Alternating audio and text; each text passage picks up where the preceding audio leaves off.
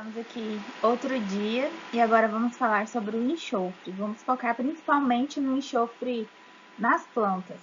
O professor Hilner, na parte da tarde, a partir das 16 horas, vai começar falando sobre calagem, gessagem e vai falar um pouquinho mais sobre o cálcio, o magnésio e o enxofre no solo.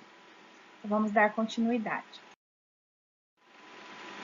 No roteiro da aula, vou fazer uma breve introdução sobre o tema, sobre o enxofre, falar sobre absorção, transporte, redistribuição, qual é a participação dele no metabolismo vegetal, as exigências minerais das principais culturas e sintomas de deficiência pela falta do enxofre. O enxofre no solo pode estar presente lá nos solos minerais provenientes do material de origem, mas de 0,1 a 1% do enxofre vai estar presente nessa forma. Isso indica que os materiais são pobres em enxofre, então os solos, consequentemente, que são de origem mineral, vão ter menores teores de enxofre em sua composição. Existem também os solos orgânicos, ou material orgânico também presente em um solo mineral, que pode reter cerca de 60 a 90% do enxofre presente lá nesse solo. E ele vai estar na forma orgânica. Isso significa que ele vai estar na forma de aminoácidos, de lipídios, de carboidratos, tudo isso na forma orgânica e que depois vai ser mineralizado e vai ser disponibilizado no solo pelas bactérias, por exemplo, pelos micro-organismos do solo. E então, podemos, com grande certeza, afirmar que a matéria orgânica é o principal reservatório de enxofre nos solos. Por conta disso, devido à baixa presença no material de origem, então sua concentração mineral é pequena, na maioria das vezes, e a presença da matéria orgânica vai ser a sua principal fonte. Os solos, no geral, são identificados na maioria das vezes como deficientes em enxofre, principalmente nas regiões tropicais. Isso porque nas regiões onde ocorre maior intemperismo, tem maior ação de chuvas e de temperatura, a matéria orgânica é degradada muito rapidamente. Então, o enxofre que estaria disponível pela degradação da matéria orgânica vai ser rapidamente liberado e vai ser ou absorvido ou perdido também rapidamente. Logo, essa proporção que estava retida na matéria orgânica vai ser perdida. Além disso, existem outros fatores que estão contribuindo para que ocorra deficiência do enxofre nos solos do mundo inteiro. Uma delas é que as safras, principalmente as safras de grãos, elas exportam e removem muito enxofre desse solo. Então, a planta absorve o enxofre e vai exportar esse enxofre lá para os grãos, e os grãos vão ser removidos, então o enxofre não vai voltar na matéria orgânica. Isso porque os grãos possuem altos teores de proteínas, a soja, o feijão são exemplos disso, e a gente vai ver mais para frente que o enxofre faz parte aí na formação dessas proteínas. E o aumento do uso de alguns fertilizantes que contêm pouco ou nenhum teor de enxofre, uma técnica que vem sendo utilizada agora, ultimamente, cada vez mais, é a gessagem. Mas a gessagem não é uma adubação, né? A gessagem é uma forma de correção do solo e ela é usada para corrigir o alumínio em subsuperfície, na camada aí de 20 a 40, até camadas mais profundas. E, apesar de fornecer enxofre, às vezes não é o suficiente para as culturas, né, para determinar as altas produtividades das culturas. O menor uso também de combustíveis fósseis que têm elevados teores de enxofre e a melhoria das técnicas de remoção do enxofre na emissão dos gases também reduzem a potencialidade de absorção das plantas desse enxofre, haja visto que elas conseguem absorver pelos gases, né, que são emitidos, e o menor teor de enxofre presente nesses gases faz com que ocorra uma redução na absorção. Também o menor uso de pesticidas contendo enxofre. A gente tinha a utilização antigamente de algumas caldas que tinham enxofre e isso vem sendo utilizado cada vez menos. A gente vem adotando a aplicação aí de produtos com menores teores desse elemento. E solos contendo menos de 2% de matéria orgânica sofrem o risco de deficiência de enxofre, porque a matéria orgânica consegue liberar cerca de 5 kg de enxofre por hectare ano. E, como eu disse para vocês no início, a rápida liberação do enxofre pela mineralização da matéria orgânica é um problema, porque esse é um dos principais estoques de enxofre nos solos atualmente. Nesse slide temos aquele famoso esqueminha, a dinâmica do enxofre no sistema solo-planta. Como eu já expliquei para vocês, ele vai estar presente em pouca quantidade na fase sólida. E a parte mais relevante dele, que vamos ter nos nossos solos, vai ser na fase orgânica. Então, vai ser o enxofre orgânico. Lá, a gente vai ter os compostos orgânicos que terão a presença do enxofre. Esses compostos são carboidratos, são aminoácidos, podem ser algumas enzimas que estarão presentes lá no solo e que contém o enxofre ligado a elas. Então, a mineralização dessa matéria orgânica ou a oxidação, que vocês vão ver mais um pouquinho com o professor Hillner na aula, nessa mesma aula que ele vai falar um pouquinho sobre o cálcio, o magnésio e o enxofre no solo. Vai ver como ocorre a oxidação, que o enxofre ele tem uma propriedade bem parecida com o nitrogênio, ele sofre diversas modificações no solo em função de N fatores, e uma delas é por meio da mineralização. Então, a matéria orgânica mineralizada libera o enxofre no solo. O enxofre que vai ser liberado, que vai ser absorvido pelas plantas, vai ser na forma de sulfato. E ele vai estar presente na solução do solo após a mineralização. E a planta consegue absorver o enxofre nessa forma, de sulfato, mas primeiro precisa ocorrer o contato com as raízes, assim como os demais nutrientes. E a principal forma de contato com as raízes que ocorre pelo enxofre é pelo fluxo de massa.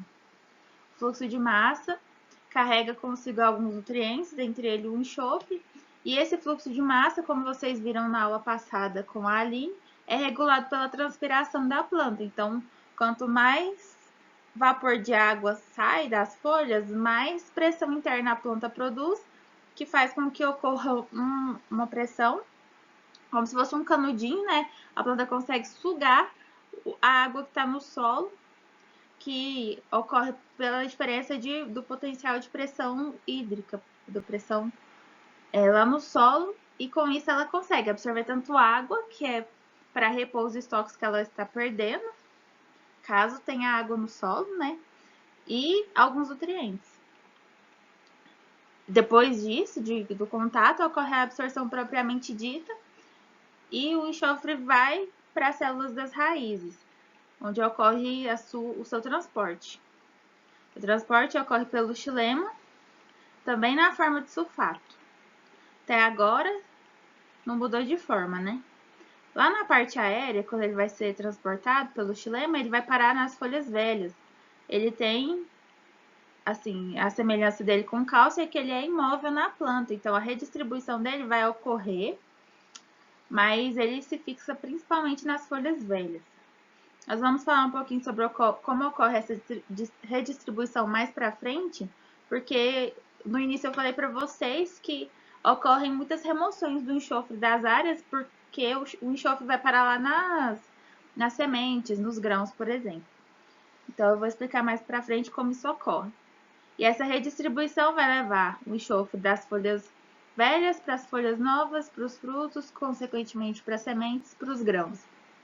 Na parte aérea, o enxofre é reduzido. Ele sai dessa forma de sulfato e vai para a sua forma aniônica. Ele continua sendo um ânion divalente. Agora, sai essa parte aqui do O4, o oxigênio se desliga dele. E ele é incorporado nos esqueletos de carbono. Aqui está escrito ceteína, mas é cistina.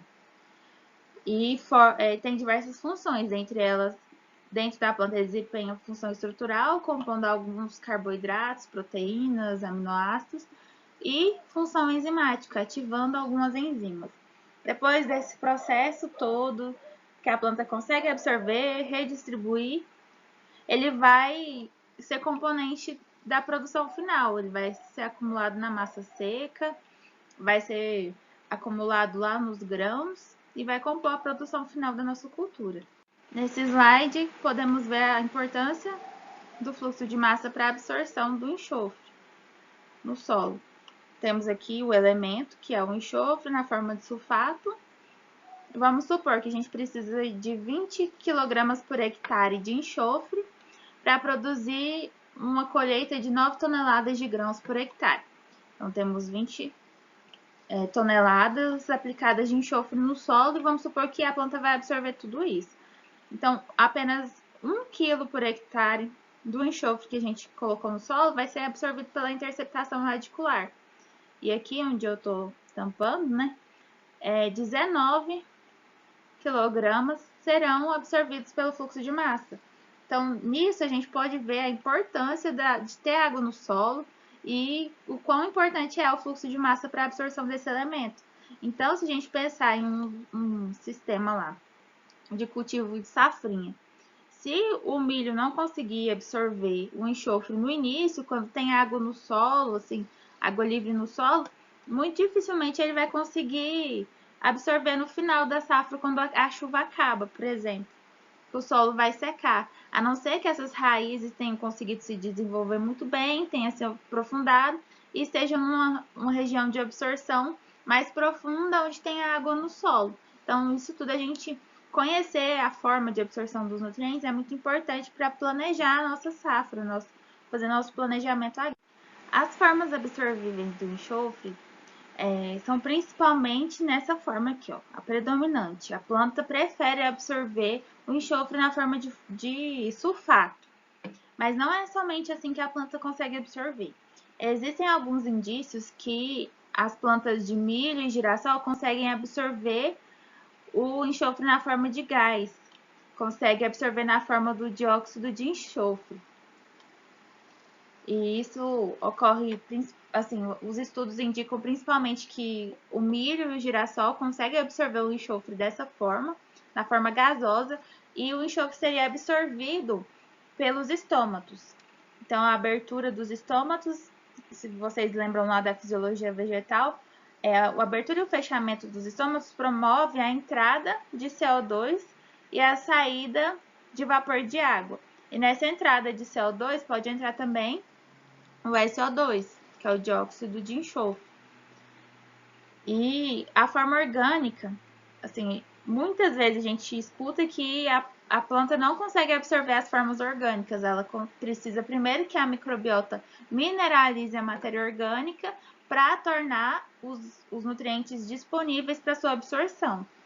Mas o enxofre pode ser absorvido na sua forma orgânica, na forma de cisteína e na forma de cistina. E a absorção desses ânions, como o enxofre é negativo, assim como o nitrato, a gente consegue ter uma escala de absorção. E na escala de absorção, o enxofre aqui ó, só perde para o fósforo. A gente tem aqui ó, o ácido fosfórico que eu estou tampando aqui. Então, primeiro a planta vai absorver o nitrato, depois vai absorver o cloro, na forma de cloreto, por exemplo, e depois que ele vai absorver o fosfato, ou o sulfato, né? E o fosfato, na forma de ácido fosfórico, vai ser o último na escala aí de ordem de preferência de absorção e velocidade de absorção desses nutrientes pelas plantas. Depois do fluxo de massa, a absorção do enxofre na planta vai ocorrer de maneira ativa. É necessário aí que ele entre na planta contra um gradiente de concentração. Então, o gradiente eletroquímico é movido por uma bomba de prótons que retira o H+ do interior da célula para o exterior. A gente tem aqui ó, um exemplo. Então, ocorre o gasto de energia, o ATP ele vai liberar o H+, que vai ser encaminhado para o meio externo. E com isso, o enxofre, na forma de sulfato, vai conseguir entrar na célula. devido a essa troca, vai ocorrer um gradiente de potencial, o hidrogênio vai acidificar esse meio aqui, fazendo com que abra um espacinho no interior da célula para a entrada do enxofre. Então, o sistema transportador de enxofre para o vacúolo e cloroplasto utilizam o sistema uniporte e antiporte, respectivamente. E para que ocorra essa entrada, é necessário o gasto da energia, por isso que é chamado absorção de forma ativa. A planta tem que suar para conseguir absorver o enxofre, colocar o enxofre para dentro das suas células. Existem alguns indícios que a alteração do pH no solo não alteram as formas do enxofre. Então, o enxofre não seria alterado sua solubilidade em função do pH. Mas alguns autores também indicam que o pH ideal para absorção dele seria o 6,5. Então, a gente já viu o 6,5 para o cálcio, para o magnésio e para o enxofre também. Então, por isso, tomamos como parâmetro o pH 6,5 no solo para os cultivos agrícolas de maneira geral. Os solos do cerrado, por exemplo, são ácidos, às vezes a gente não consegue chegar no 6,5, mas quanto mais próximo disso, melhor. Se passar disso também já não é ideal, porque já altera a funcionalidade e a solubilidade de alguns nutrientes também. Você lembra lá naquele esqueminha do início que eu mostrei para vocês que o enxofre é absorvido na forma de sulfato, é transportado também na forma de sulfato, e a presença dele no solo, prioritariamente após a mineralização, também ocorre na forma de sulfato. Então, aqui a gente tem isso, ó, o transporte dele é feito na forma de sulfato, assim como ele é absorvido. Porém, a redistribuição dele, a gente tem um problema, porque ele é imóvel, ele vai ficar lá nas folhas velhas. Então, a redistribuição dele é muito pequena. Lembra que eu falei para vocês que um pouco do enxofre, ele não fica no solo, ele não vai ficar na matéria orgânica, e ele é retirado lá das áreas de cultivo pelos grãos, pelas sementes. Isso ocorre porque, como ele não é redistribuído, uma função na planta para que ocorra a presença dele em outros locais, então a planta necessita dos nutrientes no seu corpo inteiro, vamos assim dizer, né? Então precisa nas folhas velhas, precisa nas folhas jovens, precisa em toda a sua estrutura, no fruto, nas flores. Então, para que ocorra a presença do enxofre nessas regiões, a planta separa uma quantidade desse enxofre que está lá nas folhas e transforma em compostos orgânicos. Então, vai transformar em aminoácidos, por exemplo, que é a glutadiona, e que vai ser translocado, vai ser redistribuído. Então, o enxofre nessa forma de sulfato vai ficar lá paradinho na folha velha. Mas a planta é espertinha, né? Tem uma estratégia para que os outros órgãos não sofram com sua deficiência. Então, ela transforma esse enxofre em composto orgânico e redistribui ele pelo floema. Então, ela dá uma enganada lá no sistema e consegue burlar para que ocorra a presença do enxofre na sua totalidade. Para que o enxofre consiga atuar no metabolismo das plantas, ele precisa passar por uma redução assimilatória. E essa redução assimilatória tem que transformar o sulfato em sulfeto. E para isso, a planta precisa gastar cerca de 14 ATP, então a gente vai ter um gasto enorme de energia e vai ter que transferir 8 elétrons nessa mudança aí do sulfato para o sulfeto. Para que o enxofre consiga ser fixado nos compostos orgânicos, é necessário que ocorra sua redução assimilatória. E essa redução ocorre em 4 etapas distintas. Na primeira etapa, é necessário fazer esse sulfato se transformar numa forma ativa. Então, vai ser transformado em um pirofosfato. Então, com o intermédio aqui nessa setinha, a gente está representando a ATP sulfarilase, que vai pegar o sulfato junto com um ATP, então com gasto de energia, e vai transformar no pirofosfato, que é o APS, que é uma forma ativa do enxofre dentro da planta. Depois, na segunda etapa, precisa ocorrer uma transferência dessa energia por meio de um carregador. Então, precisa ter um carregador para transferir isso para outras formas.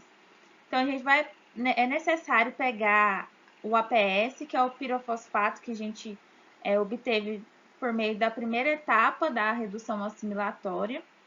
Então, esse APS vai ter grupos sulfúricos.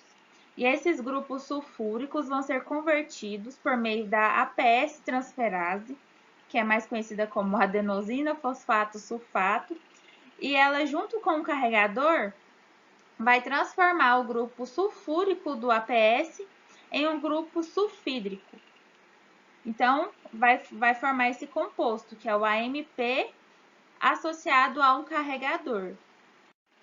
Na terceira etapa, aquele carregador que foi formado na etapa anterior, ele precisa ser reduzido. Então, vai ter o auxílio dessa redutase do sulfito e da ferrodoxina também, que auxilia nesse processo, que ela vai doar alguns elétrons aqui, para transformar, para reduzir esse carregador.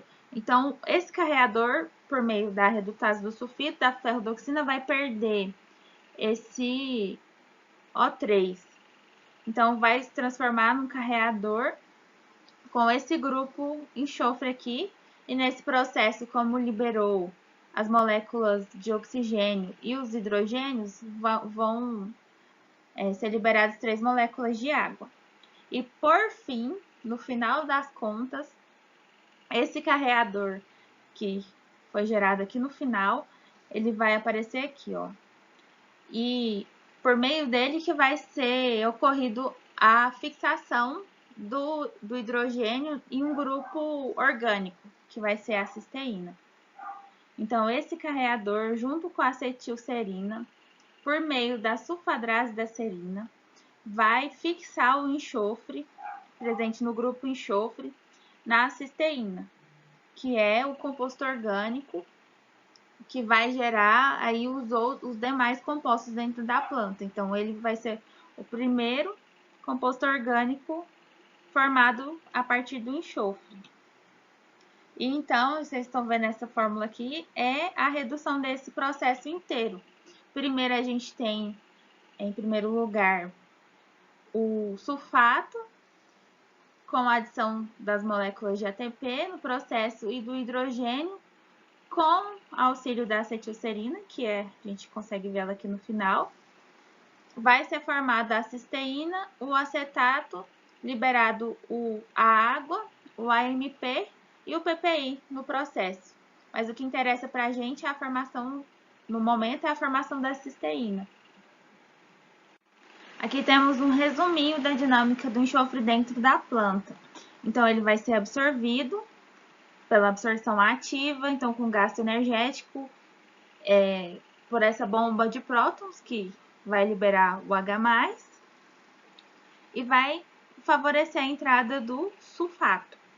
Dentro das células das raízes, o enxofre pode ir na forma de sulfato para o vacúolo, ou ele pode ser convertido em um composto orgânico, que é a cisteína, que é aquele processo que eu acabei de mostrar para vocês.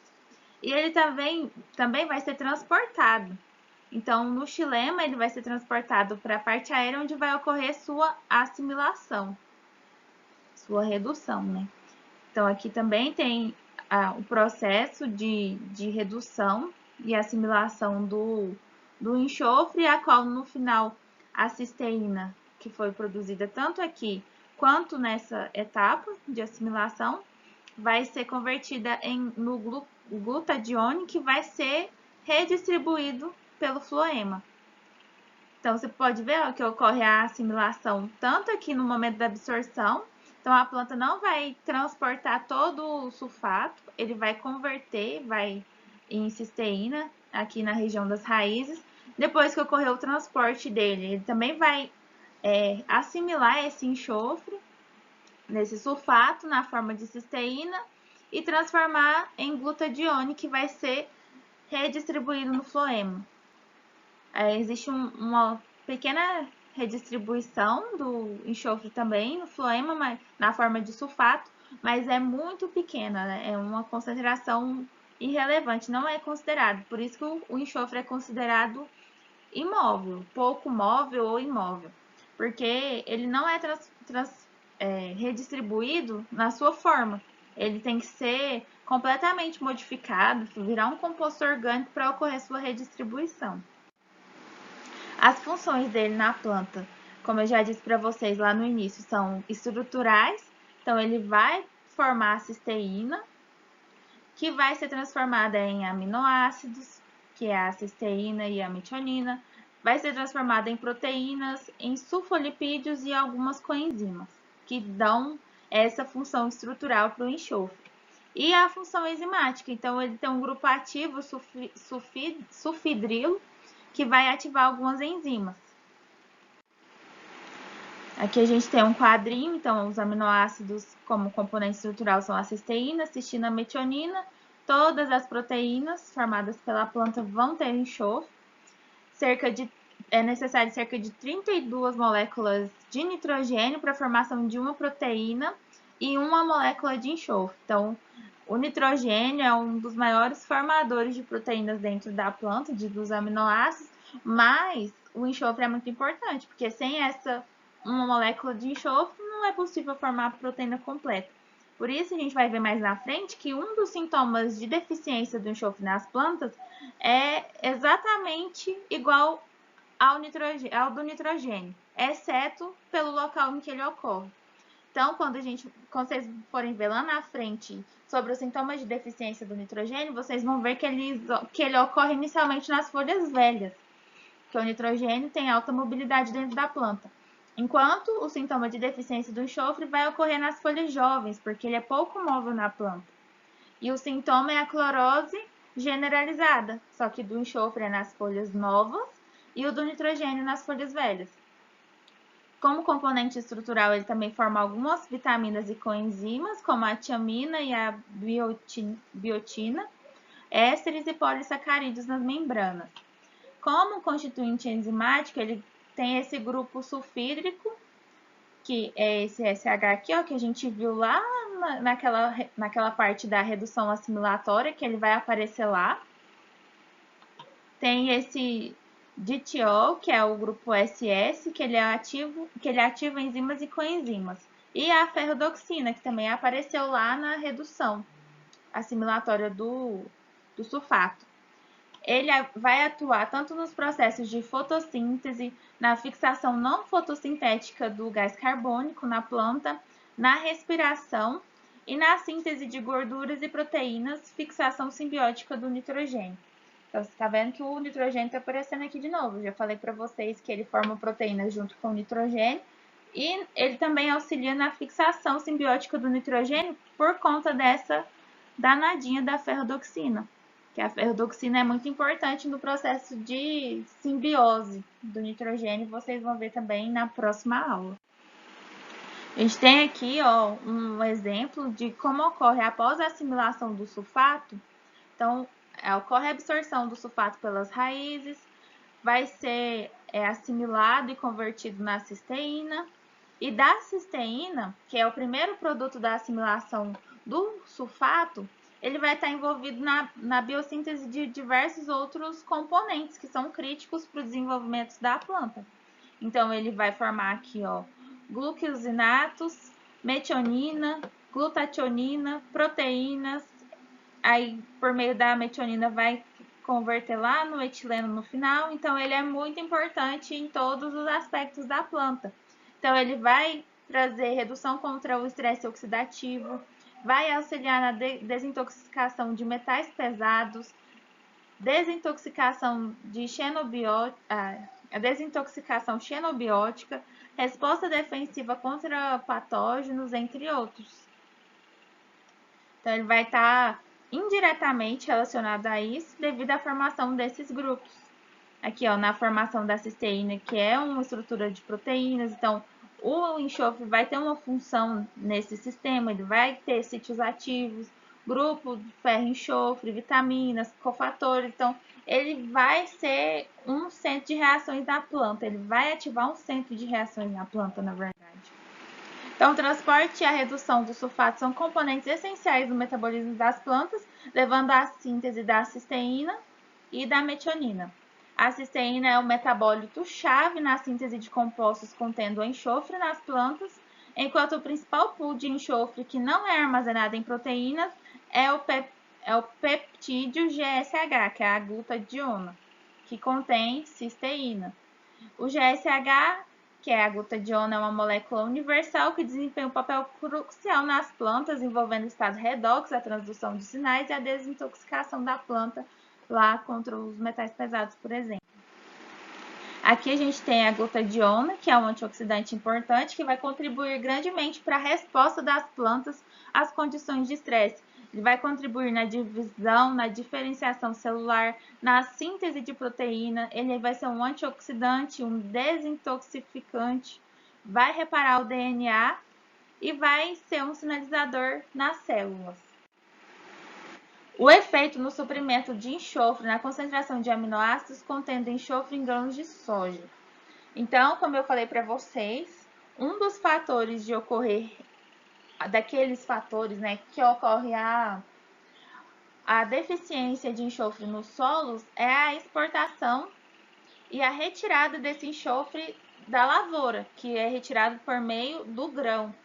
Então, o enxofre que vai para o grão, da soja, por exemplo, ele vai estar lá na forma de cistina, cisteína e metionina. E quando ocorre a maior aplicação de enxofre, então doses mais altas de enxofre, vai incorrer na maior presença desses aminoácidos, que ele é essencial na sua formação.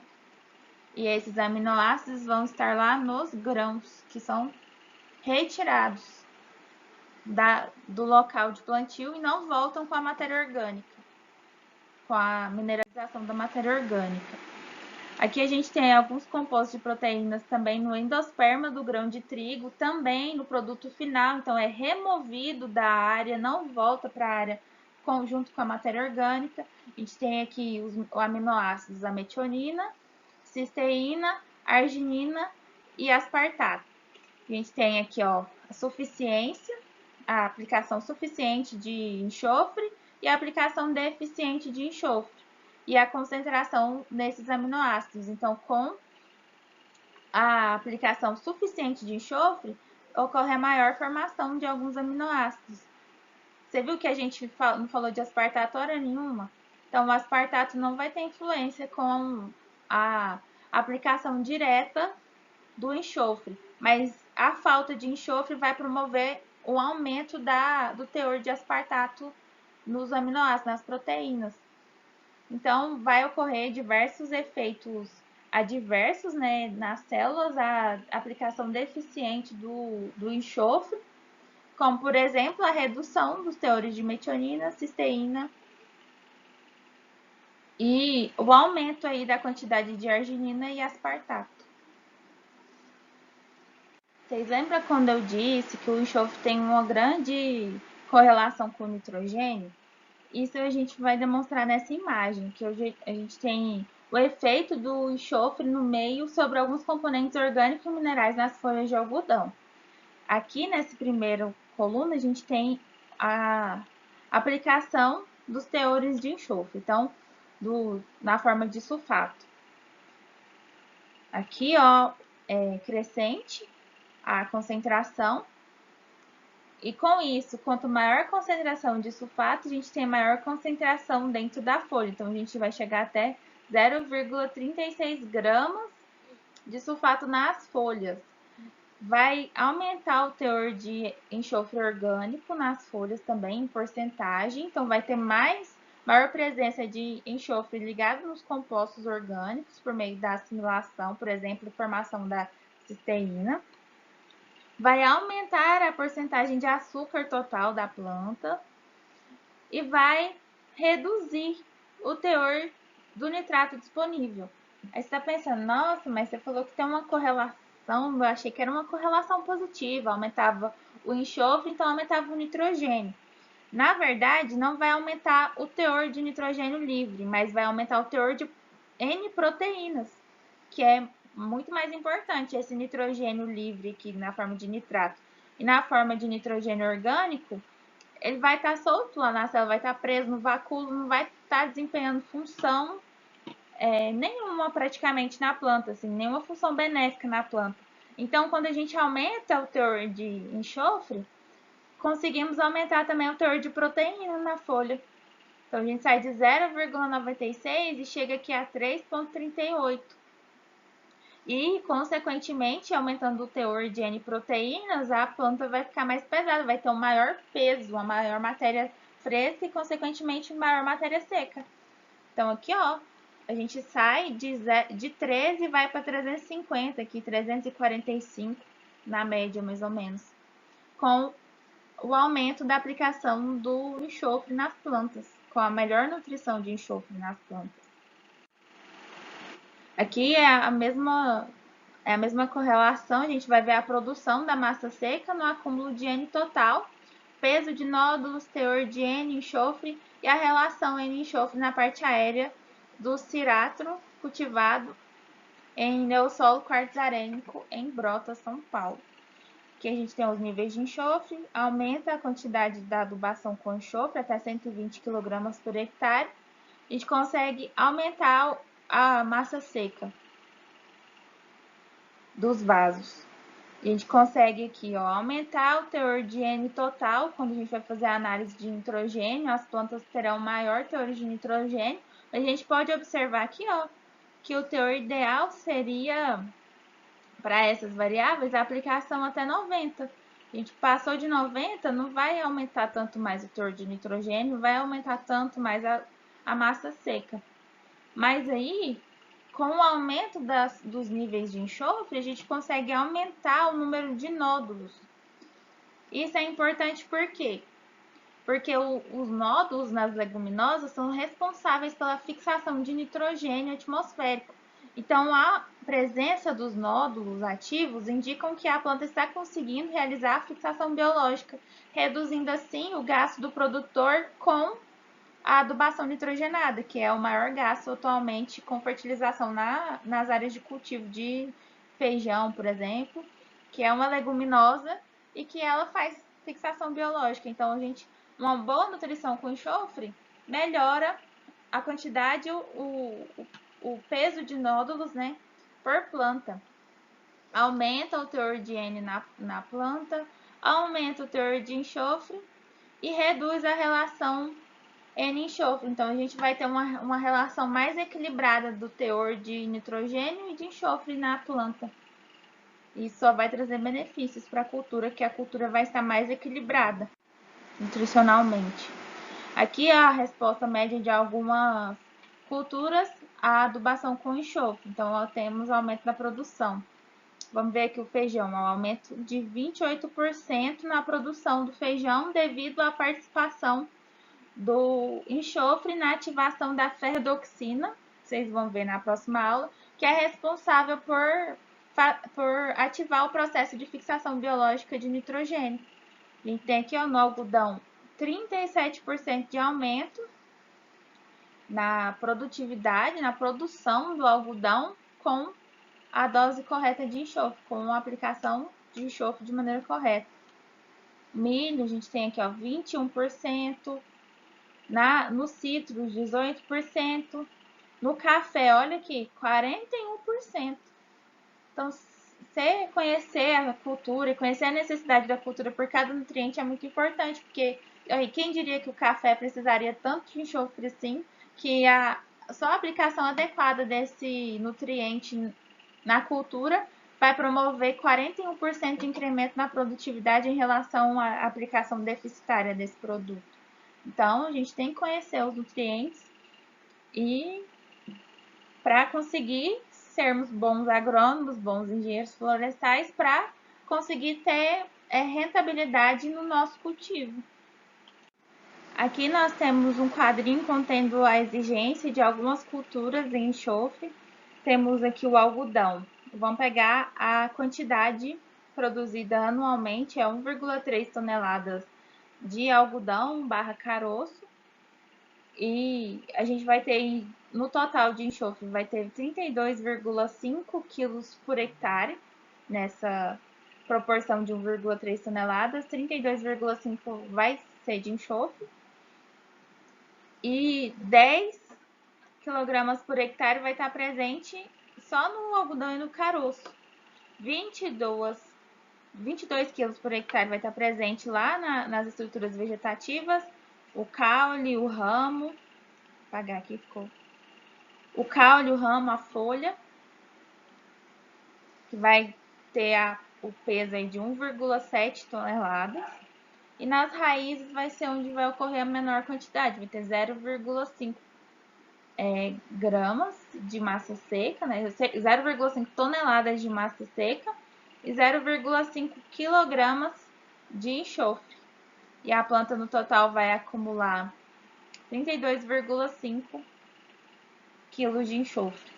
Aqui no feijão temos outro exemplo aqui, ó, para 1 tonelada de vagem, né? Não é vargem, não.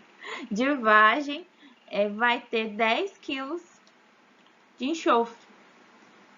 Aqui no feijão é aquilo que eu falei para vocês, ó, a vagem vai remover o enxofre da área. No algodão nem tanto, ó, vai ter um pouco de enxofre lá no material vegetativo. Mas vocês já viram como que colhe o algodão? Na colheita do algodão sobra só um pedacinho assim do caule dele. Então, praticamente o enxofre vai ser todo removido da área, não pelo algodão e o caroço, mas pelo processo de colheita, né? E aqui no feijão, o enxofre vai ser removido porque a gente colhe a vagem.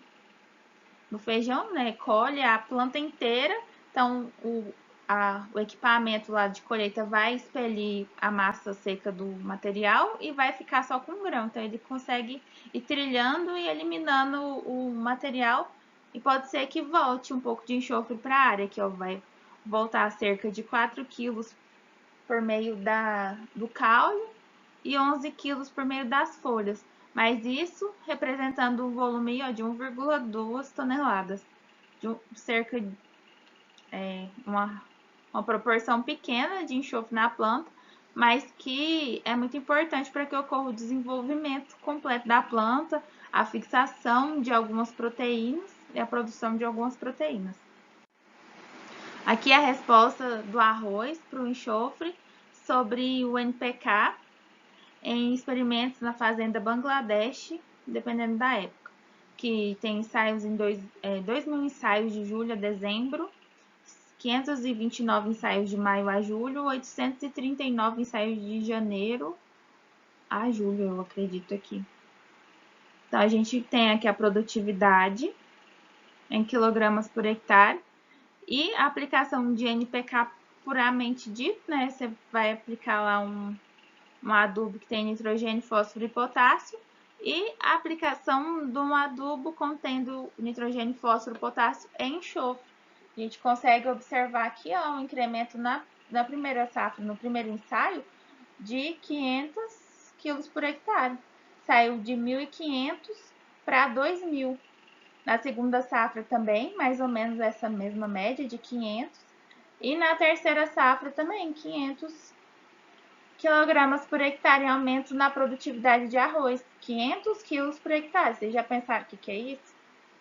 Sair de uma produção aí de 1.500 para 2.000 é muita coisa. Se você estiver trabalhando aí com 10 hectares, já o quanto de aumento de ganho você já ganhou com isso. Só com a aplicação a mais do enxofre junto com o NPK que o produtor normalmente já faz. Temos aqui as informações do peso fresco, a concentração de enxofre e nitrogênio nas folhas de algodão em diferentes doses de enxofre na solução nutritiva. Aqui a gente tem um aumento das doses, a menor é 0,1 e a maior é 50 mg por litro de sulfato. Aqui a gente tem o peso da folha. Só com o incremento da aplicação do sulfato, a gente tem o peso da folha aumentado, mais do que quadriplicado, né? Saiu de 1,1 para 4,7 gramas por planta. A quantidade de sulfato ó, aumentou também consideravelmente, quantidade de enxofre orgânico também mais do que dobrou. A quantidade de nitrato, como eu disse para vocês, reduziu.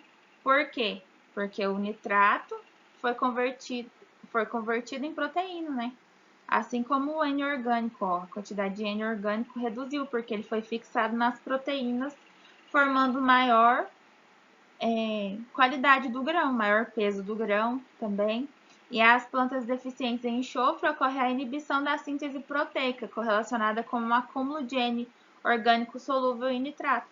Exatamente isso. Quando eu aplico mais enxofre na forma de sulfato, eu tenho maior quantidade de proteínas e menor teores de N orgânico e nitrato lá no vácuo da minha célula. Temos uma correlaçãozinha na absorção e assimilação do nitrogênio. Então, o nitrogênio absorvido na forma de nitrato tem que ser reduzido na planta até chegar na forma de amônia. Dessa forma, ele é adicionado aos aminoácidos, que vai formar as proteínas. Mas quando ocorre deficiência de enxofre nesse processo, essa deficiência inibe a produção de proteínas. Então, os aminoácidos vão ficar lá soltinhos na célula, não vai ser convertido em nada. Vai ficar lá esperando o enxofre aparecer para ele se juntar ao enxofre e formar a proteína. E como eu disse para vocês, é necessário cerca de 32 moléculas de nitrogênio para uma de enxofre para formar uma proteína, por exemplo. A melhor nutrição em enxofre também promove uma melhoria no aspecto fitossanitário das culturas. Aqui nós temos a folha de canola, e no qual aqui com fornecimento adequado de enxofre e com baixo fornecimento de enxofre. Aqui os pesquisadores testaram a influência de 3 patógenos, aqui a Leptosphaeria maculans, a Biotrix cinerea e a Phytophthora brassicae. Então, a gente pode observar a diferença nos sintomas, né? Os sintomas nas plantas que foram nutridas adequadamente com enxofre são bem mais leves do que com as plantas com o baixo teor de enxofre e com a baixa nutrição com enxofre. É nitidamente visível. Aqui o nível de colonização do tecido do xilema com patógenos fúngicos em genótipos de tomates sensíveis e tolerantes.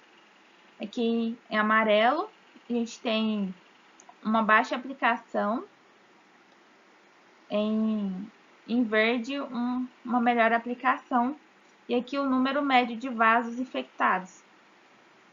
Com uma baixa aplicação, a gente tem aqui um volume maior de vasos infectados.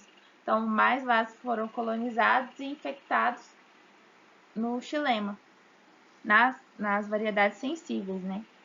Então, quando a gente aplicou uma dose maior de enxofre, uma dose mais adequada, ocorreu uma menor infecção dos vasos do xilema. Nas cultivares tolerantes também, o enxofre melhorou a tolerância da planta com relação ao patógeno que estava lá tentando os colonizar. Nesse slide temos a ação do enxofre, né? A aplicação de baixo teor de enxofre e a adequada nutrição com enxofre, em um genótipo de tomate sensível ao verticillium. Então, aqui, ó, sem a infecção, então não foi inoculado o verticílio, e aqui foi inoculado. Com a baixa presença de enxofre, as raízes até conseguiram se desenvolver, mas quando ocorreu a infecção com o verticílio, elas quase que reduziram pela metade o volume e o tamanho. Aí, se a gente comparar aqui, ó, o baixo teor de enxofre, que é essa setinha aqui, com o adequado teor de enxofre sem a infecção pelo verticílio, a gente já consegue observar que as plantas adequadamente nutridas com enxofre têm as raízes maiores e mais volumosas.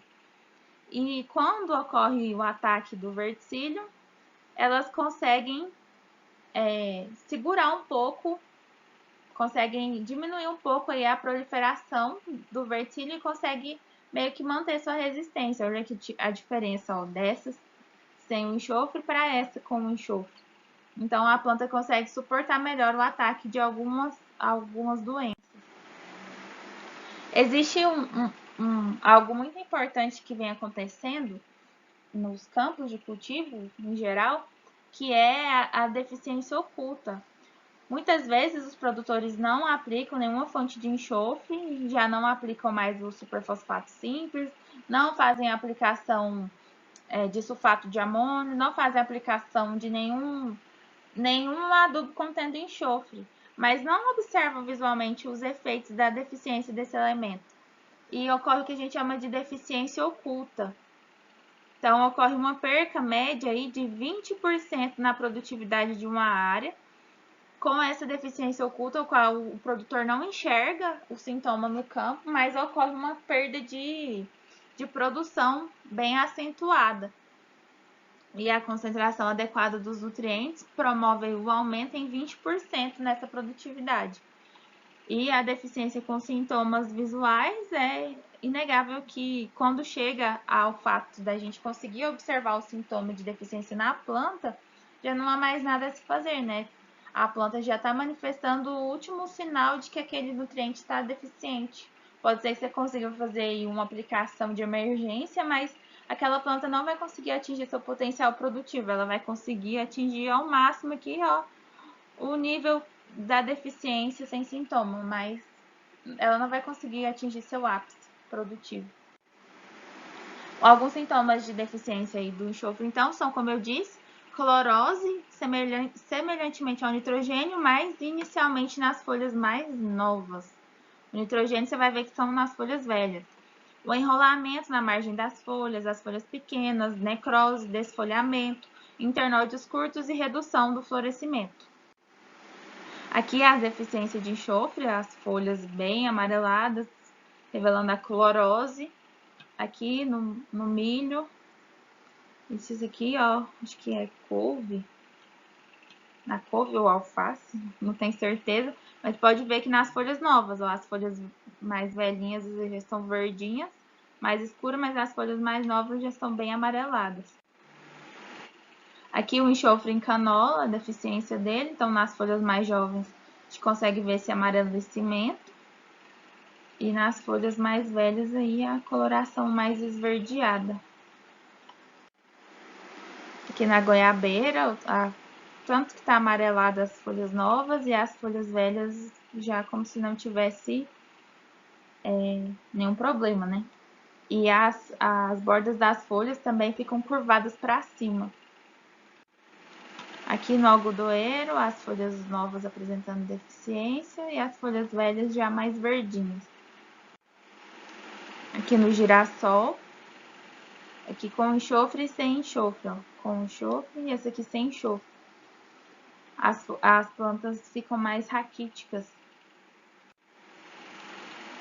Aqui a gente tem em eucalipto, aqui com enxofre, aqui sem enxofre. As folhas vão do amarelo a completamente necróticas. Aqui, ó, começando dos bordos, as folhas com aspecto de queimado devido à falta do enxofre. E aqui uma folha bem nutrida. Aqui a deficiência do enxofre em soja, olha aqui a redução da massa fresca. Aqui com o enxofre, né? Então o enxofre também auxilia aí na produção de carboidratos, na produção de proteínas que vão dar o peso fresco, o peso seco das culturas. Aqui temos a deficiência no feijão, nas folhas, clorose nas folhas mais novas. Na cana-de-açúcar, que é um amarelecimento, em função da planta bem nutrida, com enxofre. Em arroz, as folhas novas, ó, saindo amareladas. E as outras folhas mais velhas ainda tem a presença do enxofre lá, porque ele fica mobilizado. Aqui no milho, ó, saiu as folhas novas amareladas.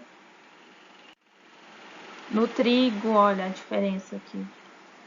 Então, se você for ver no campo, você nunca vai confundir, porque o nitrogênio você vai ver esse aspecto nas folhas velhas e o enxofre você vai ver esse aspecto nas folhas jovens.